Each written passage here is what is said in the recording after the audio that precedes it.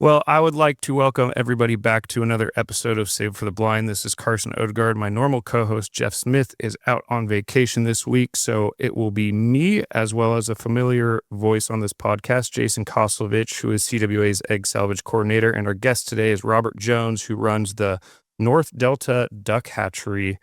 Who actually owns the hatchery? Who's it under? It's not under CWA, is it? No, it's actually North Delta Conservancy is the organization, and the hatchery is just one of our projects along with the wood duck project. That makes more sense. The hatchery's on Tire Island. It's actually ours. We kind of own it, but we're on Steve Mello's property. Like I said earlier, we're going to end up losing that. But I'll talk about that a little bit later. Yeah. So when was the hatchery started? How long ago was it started in that location? Yeah, I think it was built in 96. Oh, wow. North Delta Conservancy was started in the early 90s. I moved out here in 2001 and got involved right away. But the reason North Delta Conservancy was brought about was Stone Lake's Wildlife Refuge down the road. When they were in the planning stages, it was going to be way bigger than what it is now. They wanted to take a lot of land. And so the Van Lobenselds, Topper Van Lobenselds, wife Linda, the Baronics, John and Kathy Baronic, late Chris Lee, Chris Folsker, they all started this to kind of go up against them. And apparently what they did, it worked because it's, the wildlife area is still pretty big, but they wanted it way bigger, and it was going to take a lot of farmland. Yeah. So that's an interesting start. I did not know that. Very cool. Yeah. And then, our mission is the mission of our North Delta Conservancy is to conserve, sustain, enhance the cultural, agricultural, recreational, wildlife, and natural habitat resources of the River Delta region, to develop, promote sustainable protection, management, stewardship programs through research and education.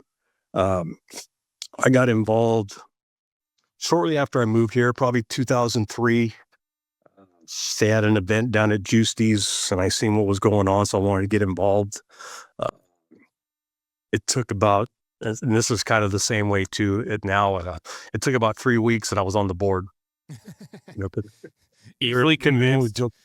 Always looking for new blood and younger people. Yeah. And then I started off just being a volunteer at the hatchery. And then I did that for a couple years, and then I became president of North Delta Conservancy. And then I eventually just kind of took over the whole hatchery, manage it, get all the day-to-day operations. I have volunteers for every day of the week. Well, that's the goal, is to volunteer every day of the week. But this year, I think Alan's doing 2 days. He does Thursday and Friday.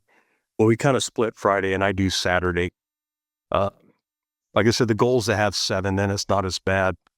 But, I'll end up going down to that hatchery for 3, 4, 5 days a week. Oh, wow. Yeah. It's so work, but So for someone who's never, I guess, seen that hatchery or a hatchery in general, give us a kind of a description of what you're talking about with pens or incubators, or what does it look like? Well, we have one big pen that's divided into 8 little ponds, and it's probably 100-foot long, 30-foot wide. Each pen is 12 feet wide by 20 foot, with a little concrete pond in the middle that gets changed and cleaned daily. And then at the end, where you walk in, is like an outside brooder area where we keep food. And they used to, when they'd get ducks, they'd leave them in brooders for a week or 2. But I've found the last couple of years, last quite a bit now, the sooner they get in water, the better. Unless we're not, like if I had some hats today in this cold snap, or yesterday, I'd wait a few days because of the cold snap. But anyway, then we have a little incubator house. It's only 10 by 10 with a we used to have 3 incubators going. We got one, and it stays pretty full. It's almost out now. Like Jason was saying, we're starting to get to the end. Gotcha. So can you explain to folks where these eggs are coming from and why you're doing the hatching and they're not hatching out in the wild? Well, we get a lot of our eggs through Jason, through farmers that they're working their fields. And then Jason and his techs, they bring me eggs from time to time. I got a gentleman in Linden. He's like the duck man in Linden. He goes around and he's always bringing me eggs, usually backyard pool eggs, ducklings. Yeah. And then we get a lot of live ducklings from, humane societies. There's one in San Francisco, one in Saratoga. In fact, I think they're going to bring me some this week.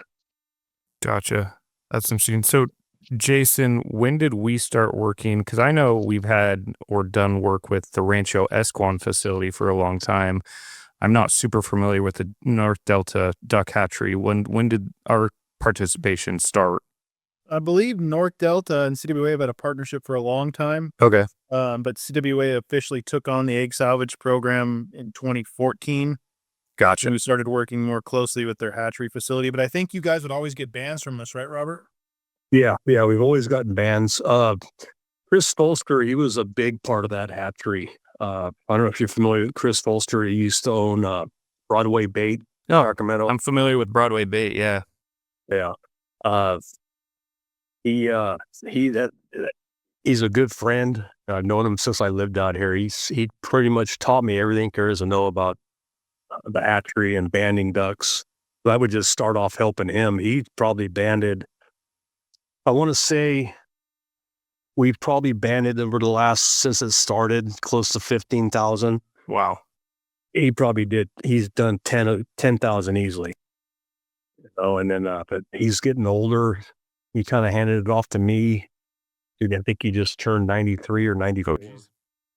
And he actually I think he went one time this year, but I think he's going to officially give it up. He hunts out at the Glide. Out of there. Yola Dawson. Yeah. Gotcha. Yeah. Yep. How many ducks are you hatching per year out of that hatchery? Right around 500. Oh, wow. That's a good amount. We're usually around, I guess years ago they had a time where they had 800 plus. Chris would get eggs from like City of Davis when they mow. Oh, yeah. But we haven't heard from them in a long time. Gotcha.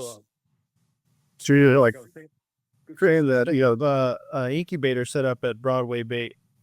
Yeah. Oh, at the store? Yeah. And that was actually quite over the years, that was one of the more well-known drop-off locations that we've had established, because it was just like, anybody who's a sportsman and a farmer who's going to come across eggs, they know where Broadway Bait is in that area. And so it just became like a thing. And I remember, my first year, they sent me down there to pick up a load of eggs and bring them to the hatchery. And I was like, what? I'm going to a bait tackle shop to pick up a load of an egg? Yeah, you go to buy a group there in that incubator full of egg. Yeah. Huh. Yeah. Chris did a lot for the program. He's a good dude. But they used to be able to take ducks there and they'd clean them. Oh, yeah. Yeah, and that was a big part of Broadway Bay, because we used to do a thing called the abandoned duck dinner. It was it was a free dinner at Justy's at Mark Mariah's. Chris would supply abandoned ducks, people that don't pick up. He'd have literally thousands at the end of the season. So people that had dropped off ducks at the store never came and picked them up? Yeah, paid for them, everything. It just never came back. So we would do it would be for all our big sponsors and donors, a free dinner at Justy's. Did that for years, but Justy's burned down a few years ago, so that kind of came to an end. Yeah, well, that's cool that they did that. So how are we funding, or how are you funding the hatchery? Like, where's the money coming for this? We had two two major fundraisers. We have an annual dinner, which we split with CWA. In fact, we're the only dinner, I think, still that we split the proceeds with CWA. Oh, interesting. And then we do a fun shoot, which we just had a couple weeks ago at Bird's Landing. That, for years, that was just us. CWA, Tim the Vanis would come out and help. Mm-hmm. But then when COVID hit, we decided that we would split our proceeds with CWA then. Because I think we have a great partnership with CWA. I think between the two events, I think we make probably 50 to 60 grand Oh, wow. a year. And that covers all the hatchery stuff. And you said it's basically run by volunteers mostly. Yeah, myself and then volunteers. Is anybody able to like sign up to request to volunteer? Is that a thing that's possible? Yeah, every year we go through a few, and we put some out on Facebook, or I've had Jason do it on the CBWA Facebook page, looking for volunteers. Yeah. It's funny because we'll get some, and they'll be way down in Southern California. And they don't realize how far. I don't know if you want to come that way. Oh, yeah. This would be a good place to plug that. I mean, if you live in the greater Sacramento area and you have some free time in your hands and you care about waterfowl conservation and want to get your hands dirty and play with ducklings on a daily basis for 3-4 months out of the year, get a hold of me or Robert. We could always use volunteers at the hatchery. It's a daily thing, and you got to be there daily, and so just not everybody can do that. So it's nice to have people filling gaps. And and usually like when we're going full bore, if we had all 8 pens full, I usually keep no more than 30 ducks in a group. A volunteer can spend 2 hours out there, maybe at the most. Yeah. What's the common duties for the volunteer? First you go and check the incubator, make sure there's no new hatches. We keep a small brooder inside with a heat lamp. They'll go in there first. They check on that, and then they go out and they'll start at one end and drain the ponds and scrape all the poop and Gotcha. and wash it down and make sure they got food. Yeah. I always give them hell because some of it will take them 2 hours. I've been doing it so long, I got a system down. I can be in and out of there in about 45 minutes. But it's really rewarding.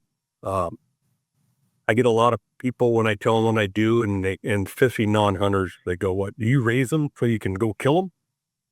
Yeah. Not like that at all, And then I do, of course I do hunt. Everybody on my board hunts, pretty much all of them. Ducks, it kind of runs my life.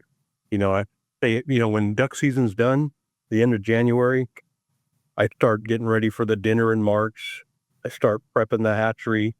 The hatchery starts up the end of March, beginning of April. And then we got the dinner at the end of March. And then I'm roll right in we're just taking care of the ducks. And then got the fun shoot. And then the hatchery usually winds down. It's gone as long, a couple times it's gone into September, but usually August it'll be done. And then I get about a month or two for deer hunting, and then it's right back to ducks again. Yeah. Is the hatchery open on a daily basis? Or I know, Jason, we do like visits for Rancho Esquon. Do we do stuff there as well? Or how does that work? A couple at North Delta.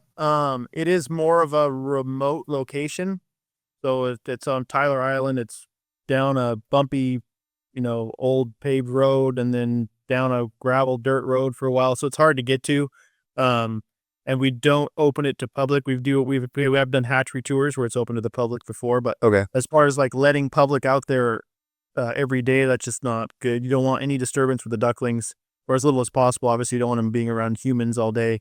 And you just don't, if you put signs up saying open to the public, you don't know what people are out there doing. Definitely. We try to keep it low key, and then every once in a while we'll throw a tour for people down in that area and see the facility. Okay. Yeah, it is. It is on private property. The farmers around there see it. They get used to our vehicles. Yeah. And where our hatchery is, there was always there's a small trailer there that one of the farmhands would live in. But nobody's lived there in the last 6 months. So we've had problems in the past when they were still in copper out here. They went in one day and stole literally 12 foot of sticking copper between the power box and the just enough to make it a pain in the ass. Yeah. To go in again.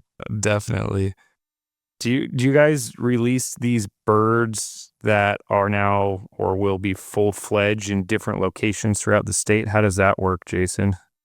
Yeah, we try to prioritize volunteers and people who bring us ducklings and eggs first as far as release locations go, because we want to give the birds back to where they came from. Oh, interesting. And then as long as they have, criteria that meets a good release location, water for at least the next several weeks, good cover, just good habitat in general and place to release them.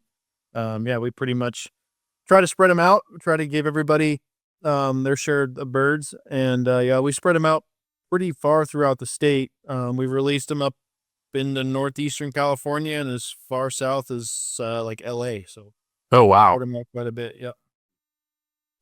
Yeah, I have right near our hatchery on Tire Islands, a big high dollar club called Generations or Tire Island Habitat, and they have some really good brooding ponds where they hold water all summer.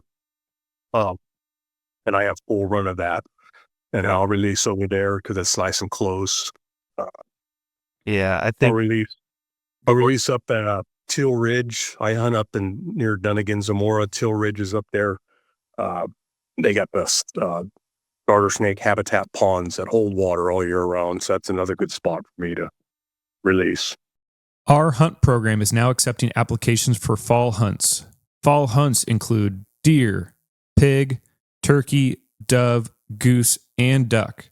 Visit calwaterfowl.org to apply today. While you're there, don't miss our membership deal. Purchase a membership and receive a free 80th anniversary hat while supplies last.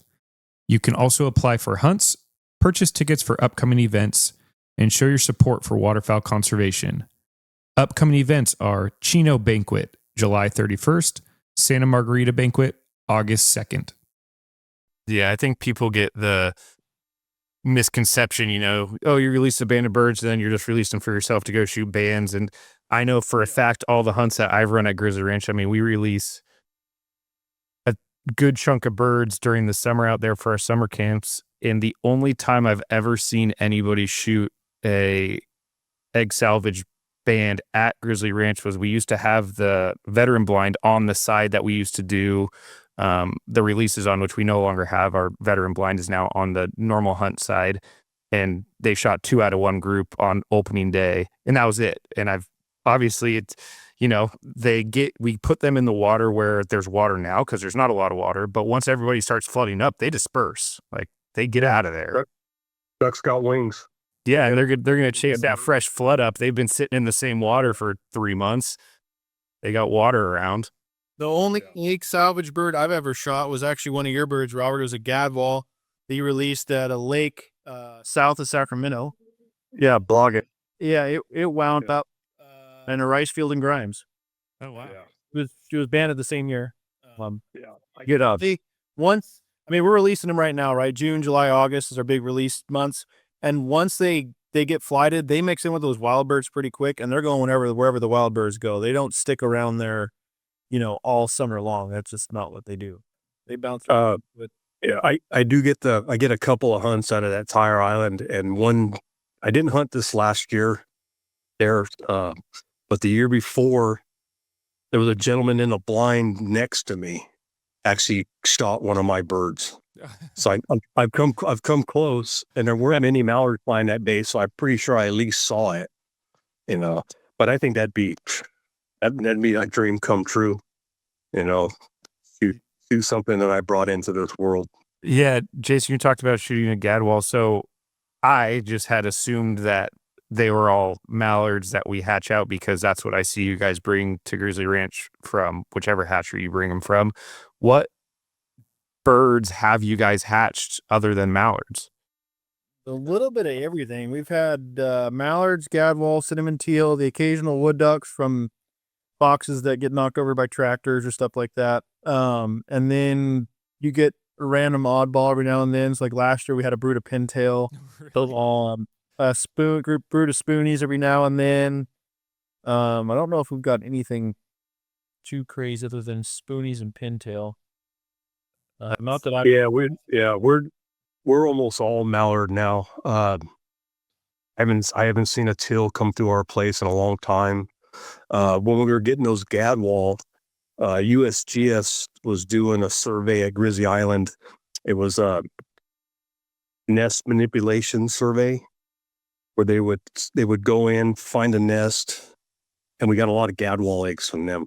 They take half the eggs and just leave it like that, or Yeah, they were taking eggs out of nests to see at what point birds will abandon. Oh, that's interesting. Yeah, they have like control groups where they would replace them with fake eggs, and it was really a study. But those couple years, North Delta got a ton of gadwall. Told you what met nests at Grizzly Island, and so that's what. Yeah, it was pretty funny. Yeah, they would take some eggs and just put some broken eggshells in there just to see what the hen would do. Oh, that's a cool study. Cool. Yeah. Do we have any odd recovery locations from these birds? Obviously, they're born, or they were laid in a ag field somewhere in California, hatched in California in a pen, and then released. Where have we found these birds that have gone before that isn't in California that may be kind of out of the ordinary? I have the data pulled up. If you can still hear me. Yep. Okay. Yeah.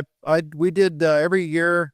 I put together a little report for our 3 hatchery facilities, as to like birds they released and where they got returned from or where they got reported at.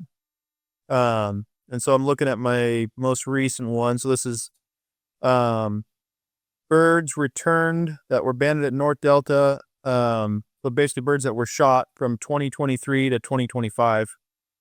And then I have a couple highlighted here that are kind of out of the ordinary. So we had one that was released at Tyler Island in 2014, and in 2024 it was shot near Woodson, Columbia County, Oregon. So that one's kind of cool. 10 years old. Wow. Yep, 10 years old. We got a 7-year-old bird that was shot. It was again released at Tyler Island, shot in Elmore County, Idaho, at CJ Strike Wildlife Management Area. That one made it a little ways. We got one that was 4 years old, released down in the marsh and shot in Lafayette County, Arkansas. That's wild. Another one that was 4 years old, released down at Teal Ridge, shot in Gooding County, Idaho. And the last one I have highlighted, it was just a Klamath bird. So that's not too crazy, I guess, but that one was a year old. And then, yeah, sometimes they make it, I've seen them up to 12, 13 years old. Pretty impressive. Send me that, Jason. I don't think I've got that last one. Okay. Yep. I'll report. Yep. Years ago, I was doing a job in San Ramon at Pac Bell Business Park, and they have these big, huge lakes, and they have a real bad honker problem. And so I was telling the lady I was working for, I was doing some concrete work out there, and I told her what I did. She said, "If you want to come get these eggs, come get whatever you want." So me and my son Zach, one Sunday, we took my side-by-side out there and drove around. We collected 460 honker eggs. This was in March, so we didn't even start getting duck eggs yet. I filled up 2 or 3 incubators. Well over half of them hatched. I had all the pens were full of honkers. They just destroyed my hatchery. I've heard it can be mean. And then we couldn't get bans because the feds don't want you banned in honkers because they figured they're a nuisance. They ended up, they told me, don't even go out there and get the eggs no more. They go out there and they oil them. Yeah. So we got our own bands, and then we banded a bunch, and I think and this was 10, 15 years ago, and I think maybe the last couple of years we got a report from one time shot somewhere. Yeah. That's pretty cool. But it was funny. It was my volunteers, because this, like I said, we got all that. That was all before the duck eggs showed up. Thank God. So all my volunteers told me they'd quit if I ever did that again. Yeah. You're So talking. I don't even take goslings no more. I think Rancho still does, but You were talking about in that scenario about or over 50% of the eggs hatching. What's our success on eggs that we get in versus eggs that actually hatch? Do we have that data? It's, I think, gosh, what is it? I've heard the number. I haven't like ran the statistics on the eggs in a long time, but I think it was like 92%. Oh wow. I think it's over 90%. Yeah. And that's kind of skewed too, because before we even logged them in the book, we candle through them and decide hot nests or anything like that. So if we get a nest in like this time of the year, if I get a call right now and I go out and pick it up, it's probably rotten and says that nest. I will record it in our data as far as me picking it up, but the hatchery won't record it. Yeah, It will make it into their ink. it's not even worth our time. But as far as like eggs that are viable or possibly viable, it's like 92 or so percent that will make it to hatch, which is really high. Do we have any data on once the birds are released? Because obviously these birds for the first however long of their life aren't out in the wild. So we don't. It's hard to tell on the first summer, right? Because there's no return data on them. Yeah. Until the first duck season. But comparing similar size groups of wild banded mallards in swimming traps versus egg salvage ducklings that we release, you compare 1,000 birds to 1,000 birds, and then come that first duck season on until 5-6 years down the road, the mortality rates are very similar. So who knows what happens that first summer? A lot of it depends on the release location. Like I can tell when I'm doing those yearly reports for the hatcheries, I can tell what is a good release location and what isn't based on how many returns we get. So if we get a lot of birds shot that were released at say Teal Ridge, which we do, I know that's a good release location because those birds are making it to duck season. And then there's spots where we pour a bunch of birds into and you never hear back a single band report. You're like, oh, interesting. I never thought about that. Yeah. Yeah, no, you need to have at least like, what is it, Jason? 75% cover. You want good vegetation. Yep. Yeah. And then Teal Ridge, and in fact, Tire Island, I was going to call. I don't know if I could release anymore out there. It's so overgrown. I could barely get down the roads. I don't know what's going on out there, but yeah. When I got to wade through 20 yards of smartweed or weed to get out the release. Well, that's no fun. When we had started kind of talking before this, you had mentioned that your current location is actually closing and you're going to be moving. So you want to touch on that a little bit? Yeah, Steve Mello Farms, he's been gracious enough. Like I said, our hatchery's been out there since '96. We've never paid for a drop of electricity. He just eats that, doesn't even charge us. They're selling. And he told me that he would try to, whoever bought it, he would try to see if they would just leave it in place. I'm sure we'd probably have to pay for electricity, but our facility is just starting to get run down. It gets sunbeat. The whole south side of the building needs to be replaced. About 10 years ago, we did a big major overhaul. We put about $8 or $9 grand into it. And then, it's 20 minutes from my house out there. So I started thinking, maybe now's the time to try to find another place. But like I said, we thought we had something lined up with Staten Island and Nature Conservancy. But I just kind of had a lot of second thoughts about that. Nature Conservancy, they're huge. They're international. Oh, yeah. Yeah.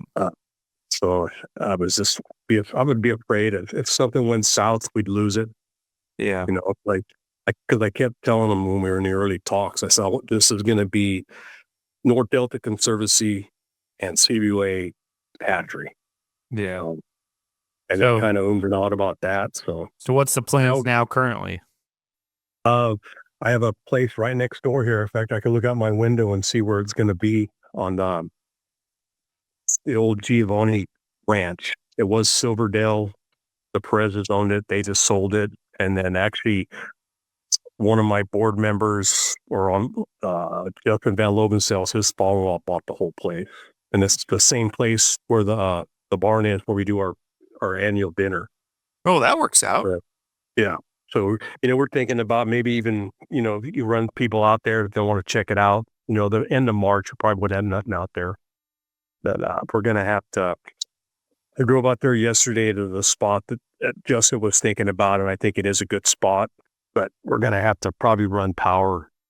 We're going to have to get a meter for ourselves, and we're probably going to have to sink a well. Gotcha. Yeah, I'm kind of excited about that. Yeah, it's tough. Like It's tough it. to move when you've had something for such a long time, but it's always nice to have the prospects of having new facilities. Yeah. But then, over the years, I'm always doing improvements out there, trying to make it easier for the volunteers. So I see what works and what doesn't. So starting from fresh, it should be pretty cool.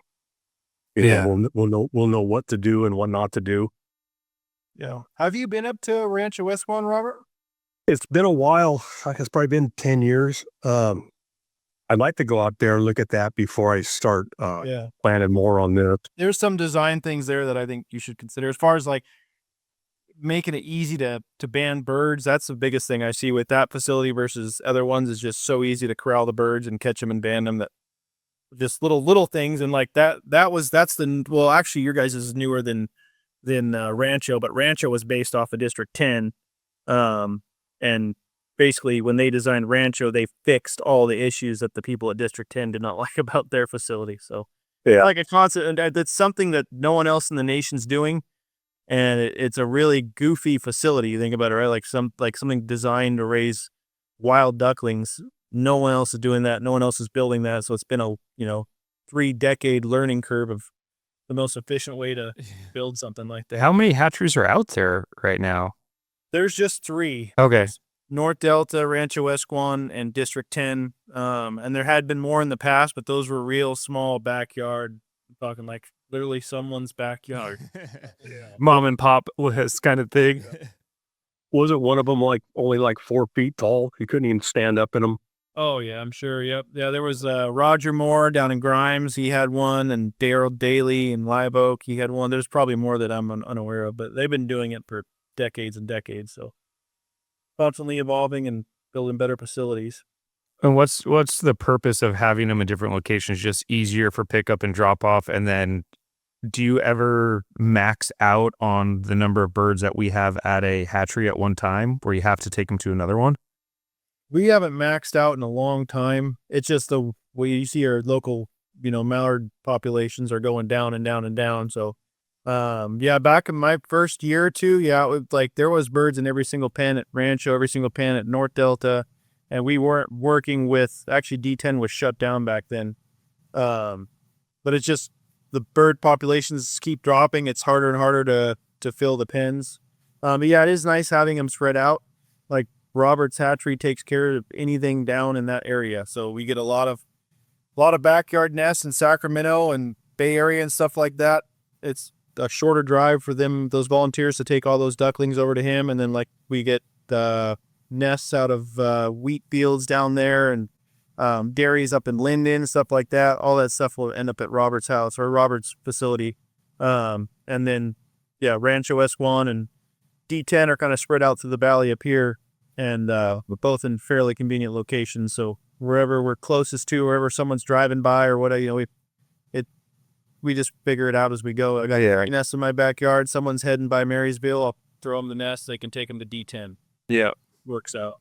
Yeah. And I actually have a little brooder and a incubator here at the house because Dave sent it all the texts. They usually drop it off here at my house, and then I run them out to the hatchery. Okay. I think the other day, what's the kid's name that's been coming out here, Jason? Josh, yeah, I finally got him out to the hatchery. Yeah, he wanted to go out there. But yeah, so this time of year, I'm a general contractor. I work on schools, so I'm real busy. So I keep an incubator here, and then my wife's home all the time. So people bring eggs, you stick them in there, turn it on, and then I'll transport them down. Getting back to that Stone Lakes, when they started NDC to kind of go up against them, they ended up being a partner with us too. They had they used to keep an incubator there and would be a drop-off location. Okay. Because one of the guys that worked there was on our board, but he's since retired, so we don't see too much from them. So obviously, you're busy with a full-time job. Why do this? Why is it so rewarding for you to be in the egg salvage and to help the ducks?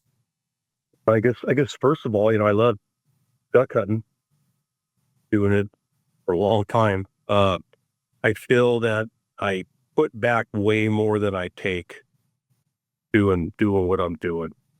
But it is really rewarding, and it's, you gotta admit, little baby ducklings are cute as hell. Yeah, pretty hard to beat. The volunteers, when they first go out there, they just fall in love. And I got some volunteers who've been doing it for going on 10, 15 years, 12 years. That's pretty good. Would you like to, while you have the floor, give any shout outs to any people or organizations that have helped you achieve your goals or the Conservancy's goals in the past? Yeah, well, we just have a long list of donors and supporters. Court CWA, I think we work great together. When my dinners come up and the fun shoot, that time of year, as soon as I walk in off a local business, they go, "Oh crap, what do you want now?" And that's probably one of the worst things, is go around asking for money. Oh yeah. A lot of them, they've just been supporters for as long as I've been doing it. George Kammerer's a big supporter of us.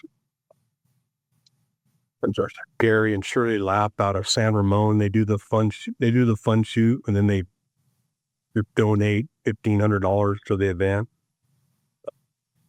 Good friend of mine, Johnny Russo, Ozarias, Environmental. In fact, didn't you talk to him? He won one of the sweepstakes thing in the last couple months. Was that you, Carson, that made that phone call? No, thankfully I'm out of the fundraising department. I get to stay in the hunt program. So it wasn't me, but it was somebody from our office. If he did win. Yeah. But he'll give me whatever I ask for, something like that. For our new hatchery coming up, we're gonna supply some funds. I'm expecting CWA is gonna pitch in. We'll probably I thought about doing a GoFundMe page. It's not a bad idea. For that, George Kammerer said he would contact, a lot of his farmer buddies around there and people that own big businesses. I think we're gonna do all right. I'm thinking for $100,000, we could probably build us a real nice one. Nice. Jason, do you have anybody that you want to kind of give a shout out to that's helped us? Any egg salvage stuff? Oh, there's too many to names. There's been a lot of big donors throughout the years that have really made the program, sustainable. And then all the farmers, just farmers who regularly participate in the program, whether they find eggs or not, whether they have good fields that year or not. Those are the people I appreciate the most, because they make my job the easiest. And my job is getting the farmers to enroll and getting the eggs out of their field. And when I got a guy who I just know's gonna get them, his equipment operators are gonna pick up the eggs, or if he's got a field that's really good, he's gonna call me and I'm gonna drag it. That's just like one less area, one less ranch I got to worry about. And those are the people I really appreciate. People like Brian Park and Meridian, Denise and Ben Carter and Calusa. I'd have to pull up my list. There's 35 of them really that enroll every year and that are really reliable, and I appreciate all of those people. Good. I wish we had more farmers like that in our area. Then we got Peter Westine, BWC Westine Dairy in Linden. We bring all those eggs to you guys down there at North Delta. He got our Farmer of the Year award a couple years ago. he's been super good, and he's finding eggs while he's chopping his crops for cattle feed. And so I don't know if you've seen your chopper, but it's a big, heavy machinery farm equipment with a cutting head on the front of it and a spout out the back that shoots the chopped up food into the feed trucks. And those things move like 12, 13 miles an hour, depending on how thick the cover is. And when you're flushing hens at that fast, he said he hits the brakes and the whole back tires of that thing come off the ground. Well, it doesn't. So and he finds, I don't know, normally 50, 60, 100 eggs a year for us. That's awesome. He's been super good. Yeah, I think he's been out to my house. I've met him. Oh, very cool. Like I said, I got some good volunteers. We got some good supporters. I love what I do. It's all about the ducks. In fact, my wedding band is like a band. You and Jeff Smith matching. Yeah. So mine says banded by Christine, and she had one that said banded by Robert. Classic. I didn't know Jeff had that. Yeah. Old Jeff. Yeah. Jeff has the same thing. Yeah.